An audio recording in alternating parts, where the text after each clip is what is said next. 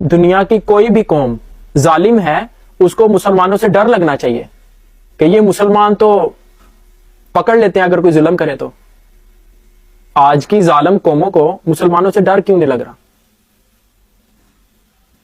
کیونکہ مسلمانوں نے ظلم روکنا بند کر دیا.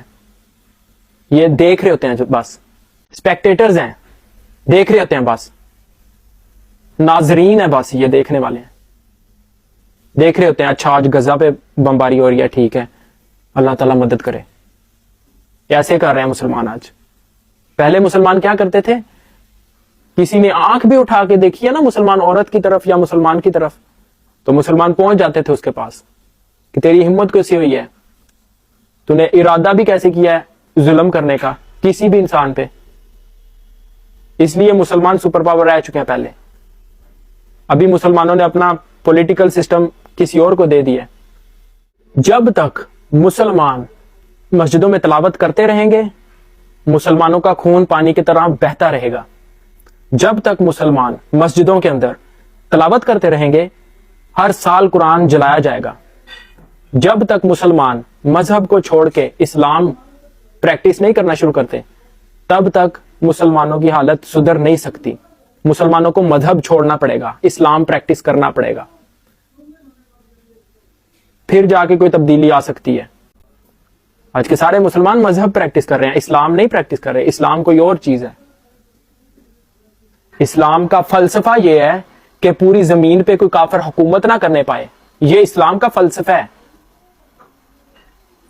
یہ اوریجنل فلسفہ ہے اسلام کا کہ اللہ کی حکومت کے علاوہ کوئی حکومت زمین پہ حکومت نہ کرنے پائے. یہ اسلام کا اوریجنل فلسفہ ہے. میں قسم کھا کے کہتا ہوں آپ نے یہ بات پہلی دفعہ میرے منہ سے سنی ہے، الا ماشاء اللہ. کچھ لوگ ہو گئے جنہوں نے دوسری دفعہ سنی ہے. پوری زمین پہ صرف مسلمان حکومت کرنے کے لیے ہے اور کسی کی حکومت نہیں ہونے دیتا مسلمان. اسرائیلیوں کا بچہ بچہ فوجی ہے، اسرائیلیوں کا بچہ بچہ مدرسے سے ہتھیار کی ٹریننگ لے کے باہر آتا ہے، ورلڈ ویو کلیئر کر کے باہر آتا ہے، گلوبل پولیٹیشین گلوبل لیڈر بن کے باہر آتا ہے. اسرائیلیوں کا بچہ بچہ مدرسے سے اپنے مدرسے سے گلوبل لیڈر بن کے باہر آتا ہے. ہماری مسجدوں میں بچوں کو مسلمانوں کو ہتھیار کی ٹریننگ کیوں نہیں دی جا رہی؟ ان کو گلوبل لیڈر کیوں نہیں بنایا جا رہا؟ ان کو گلوبل پولیٹکس کیوں نہیں سکھائی جا رہی؟ ہمارے بچے کو یہ باتیں کیوں نہیں سکھائی جا رہی مدرسوں میں؟ وہ اس لیے کہ مولوی کو خود نہیں قرآن سمجھ آیا. وہ بچوں کو کیا پریکٹس کروائے؟ مولوی کو تو خود قرآن سمجھ نہیں آیا، اس کو تو خود اسلام سمجھ نہیں آیا، یہ بچوں کو کیا پریکٹس کروائے؟ اس کو تو خود نہیں پتا. یہ تو خود 80 سال سے مذہب پریکٹس کر رہا ہے. سوچے ذرا، اسرائیلیوں کا بچہ بچہ کیا کر رہا ہے؟ گلوبل پولیٹکس کر رہا ہے. اور مسلمانوں کا 80 سال کا مولوی کیا کر رہا ہے؟ مذہب پریکٹس کر رہا ہے. تو لوگوں نے متنفر ہی ہونا نا پھر آپ سے. ینگ یوتھ نے، مسلمانوں کی ینگ یوتھ نے پھر مولوی سے متنفر ہی ہونا نا کہ یار تم جاؤ مسجدوں میں جا کے اپنا تزکیہ نفس کرو. گلوبل پولیٹکس کیا ہوتی ہے، گلوبل لیڈر کیا ہوتی ہے، وہ تو ہمیں امریکہ بتا رہا ہے. ینگ یوتھ اس لیے متنفر ہو رہی ہے. Intellectual power zero. مولوی کی آج کے مسلمانوں کی، آج کے ملاؤں کی انٹلیکچوئل پاور زیرو.